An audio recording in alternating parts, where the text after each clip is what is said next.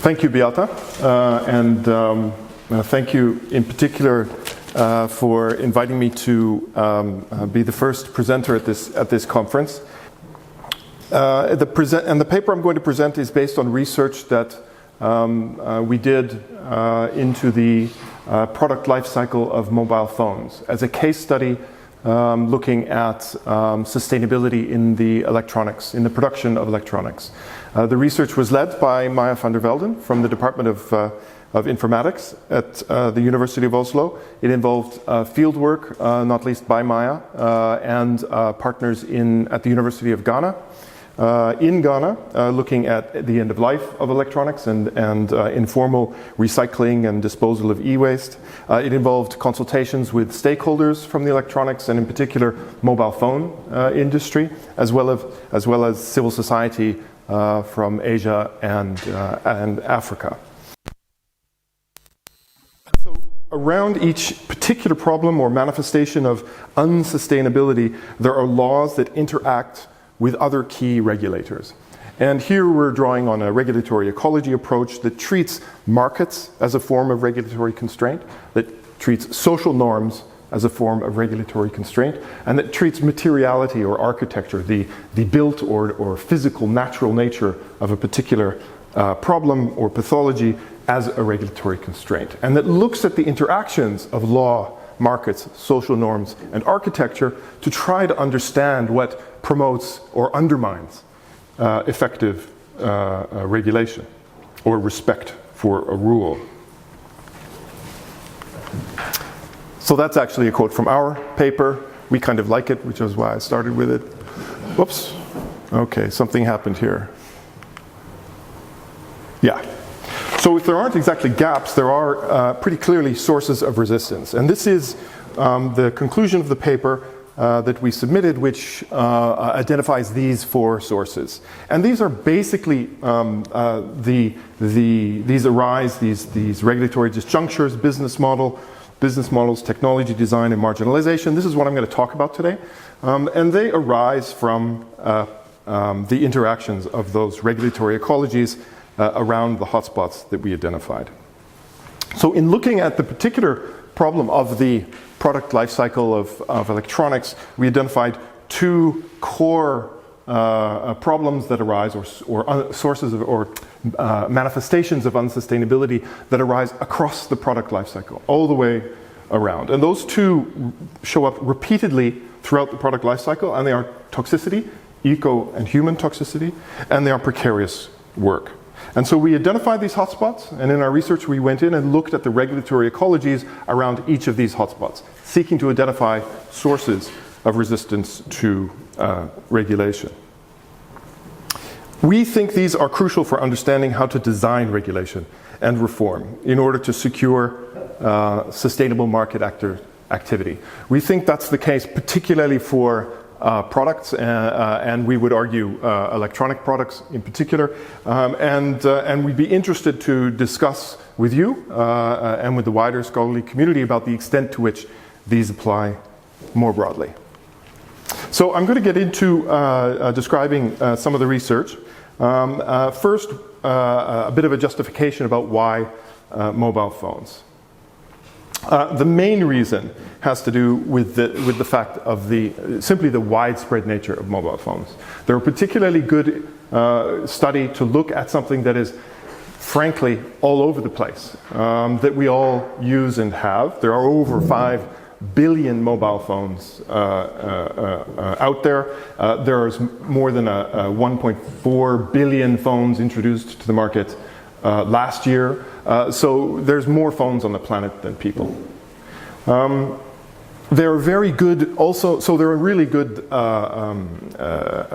product to focus on in terms of widespread use. And secondly, of course, they are representative of, as kind of mini computers, they are representative of the developments in electronics sector more broadly. And another reason they're useful with respect to the electronics sector is that consumption is simply expected to grow.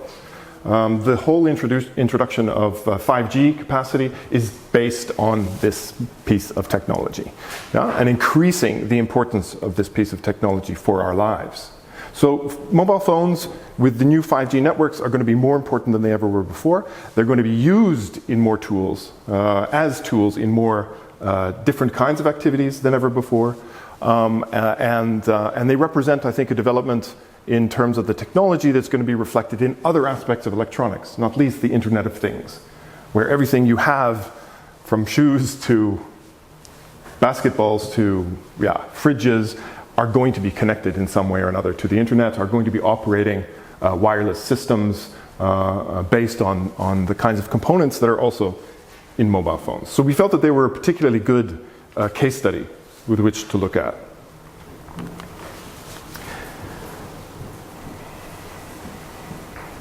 So the production processes that are involved in making these electronic products and mobile phones in particular have significant impacts on people and on the planet. And yet the research looking at those impacts is in fact fragmented. It's fragmented across companies where people focus on particular brands.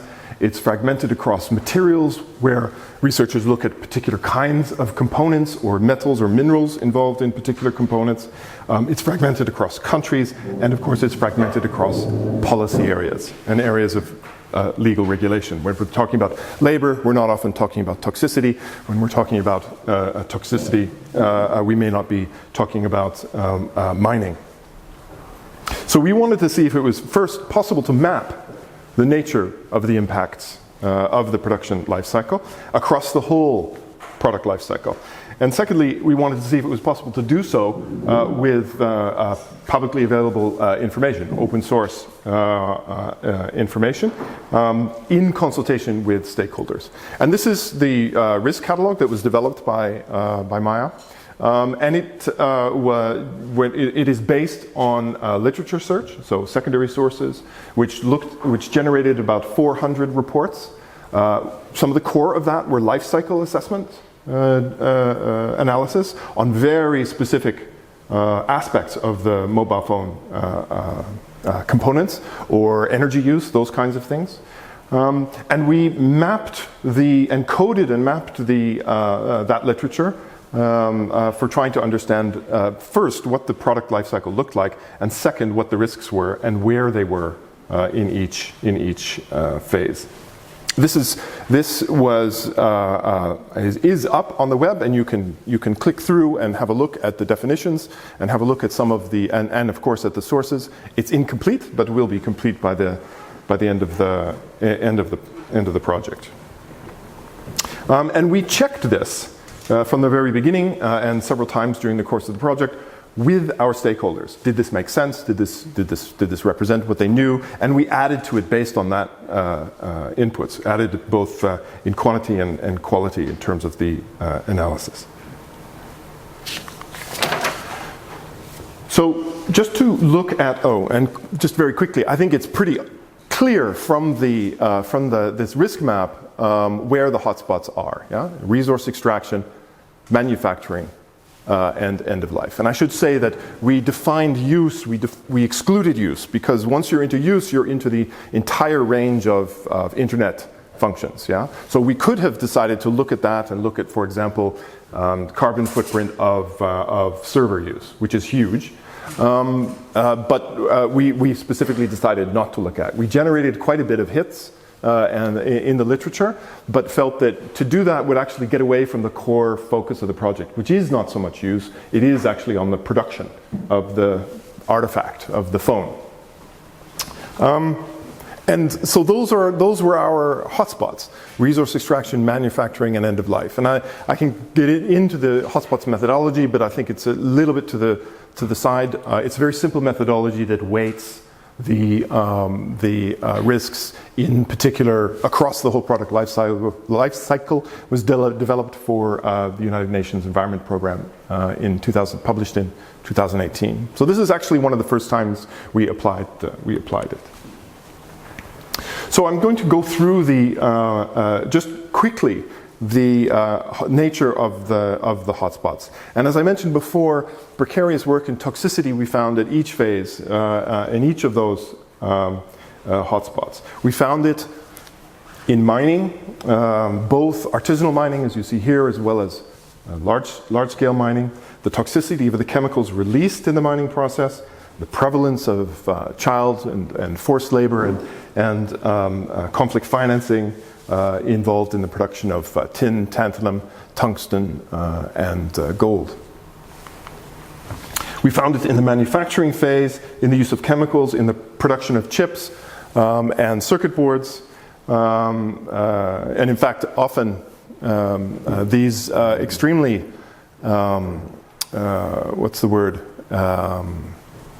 apparently protective clothing are often, in fact, based on ensuring protection of the product that's being produced, and not necessarily the workers. The problem of toxicity for workers in manufacturing industries is very high and is leading to litigation. It has long been a problem in this sector, and in many cases we see that where workers have made gains in protecting themselves against toxicity, production has moved elsewhere.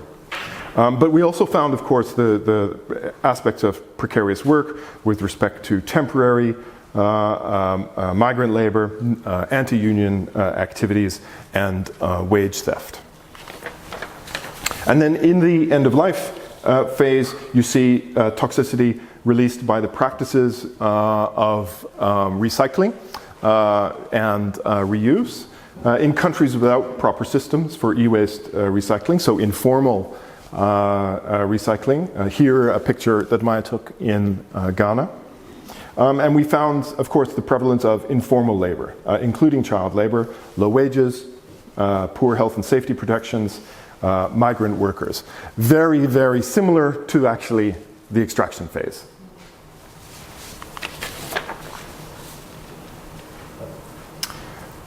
So we examined the regulatory ecologies that I talked about at each of these hotspots, and we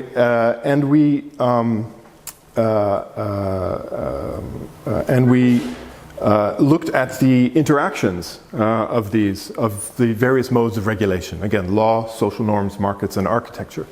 And what we found across all of these were what we decided to call sources of resistance. And I'm going to run through these not exactly in that order, or maybe in that order. Let's see. No, I'm not exactly in that order. First, business models. Business models in particular that foster, and again, we're trying to understand the ways in which these interactions of modes of regulation on these hotspots generate unsustainability, yeah? So what's the problem with business models? What are the kind of pathologies that they generate? They foster decision-making that rewards regulatory arbitrage, that rewards evasion and avoidance for the kinds of rules that would protect workers. They reward increased consumption, decisions that around increased consumption, and we see this the way in which phones have become fashion. Yeah? The way in which technology has become an integral part of our fashion sense. They reward the race to the bottom more generally, in particular with a search for low cost factor inputs. They reward brands that really pressure their suppliers in order to ensure that costs are at an absolute minimum, which of course ensures that they capture most of the value, but generates risks for workers on the ground. And they reward the ability of those brands and lead firms to manage risk through regulatory arbitrage, as I said.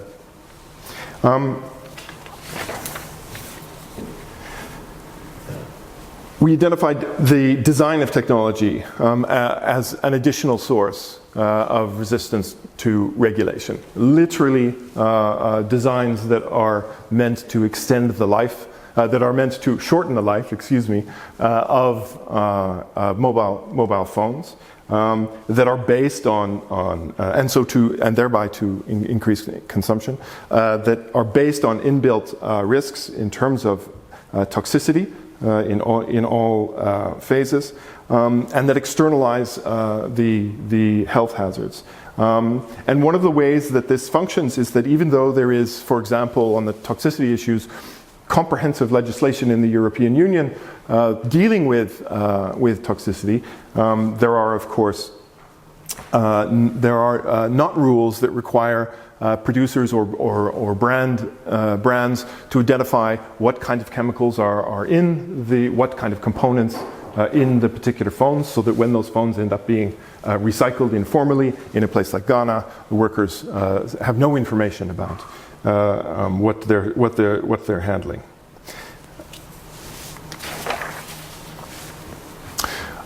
These, I think, for some of the lawyers in the room, are probably one of the more obvious points. Offshoring and outsourcing throughout the global value chains in order to coordinate transnational production undermines the ability of national regulators, fragments regulation across the global value chain. This is enabled in interactions through just-in-time production platforms. Attempts to deal with this are often resisted, but at the national level, are often resisted on the basis of either trade secrecy. There's cases in Asia where trade secrecy has been used to prevent workers from getting information about both the processes that they're working with and dying from, or the components that they're working with. And yes, legal gaps. Now, I said, of course, that there weren't legal gaps, but what I mean by this is the extent to which, while there is law at national levels, from a systemic perspective, there's no, for example, global law of mining, yeah, where we have very serious systemic impacts from mining. We have clusters of regulation that deal with toxicity in mining, that deal with the deforestation, that deal with a range of different impacts, but there's not a coordinated international effort around the impacts of mining to create a law that would govern it. And then finally, marginalization of those, in particular those affected by these problems. This has two main functions. It undermines the demand for regulation at the national level, and it delegitimizes the regulators themselves. So think in terms of those workers, whether in the final stage at the end of life in Ghana or extracting certain minerals in DRC. The dynamic with respect to regulation of informal labor is extremely typically one of state hostility to informal workers, criminalization of informal workers, and on the part of informal workers, obviously suspicion about state intentions, the potential that they're going to lose livelihoods, etc.